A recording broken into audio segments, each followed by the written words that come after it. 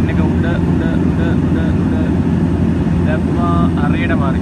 එනනේ ඒක නියමයි.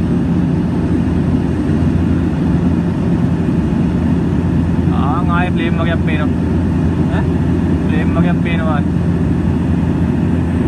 This morning we had a report that is the CEO of the Indian Coast Guard vessel reported to his headquarters that what he sees in his naked eye. So he reported that there's a crack on the port quarter of the ship, and what he has observed, he has reported, and that same report has come to us. Now these cracks are because of the intense heat. The fire is mainly contained to the port quarter of the ship. If I be more precise, it is right under the superstructure toward the port side. Even in the images, you will be able to see this thing.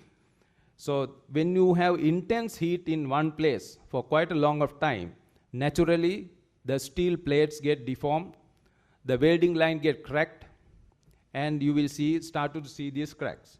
It's going to happen. It's very natural. But it doesn't mean the ship is breaking apart. It doesn't mean that the spill is going to take place.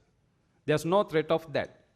Now remember, this ship is 20 meters of draft. That is, from the waterline, 20 meters, 60 feet underneath, you still have the ship. That is where the real strength of the ship lies. So these cracks are very important for us to analyze things.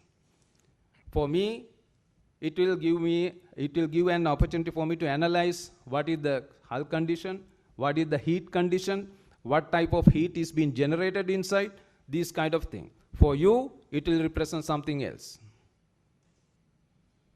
Admiral, I've got a question. What's the worst case scenario? What's the best case scenario given what you're observing at present? Best case scenario, we control the fire, put the expert team on board with couple of the ship's crew. They tow up, and then the owners take the ship where they want to take it. That is the best case scenario. The worst case scenario, because of the intense heat, if we cannot control the fire for maybe 5, 6, 7 days, the hull crack, ship break, snap, and then it start tilting. If that happens, obviously we will have to put the surface booms. In fighting oil, there's something called boom laying. So you encircle the complete ship. Now the ship is 333 meters. So on one side you need 350, other side you need 350, that is 700. And further, let's say 700 on the front and back. So 1,500 meters is quite enough to encircle it.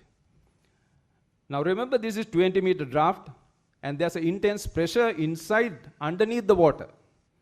And that pressure itself limits the oil spill, anything coming out.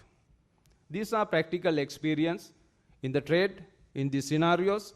So we are aware of that. Indian Navy is aware of that. Indian Coast Guard is aware of that. Our own officers are aware of that. So I am sure with that we will be able to curtail, and we will need definitely the international support to clean up the oil spill if it ever happens.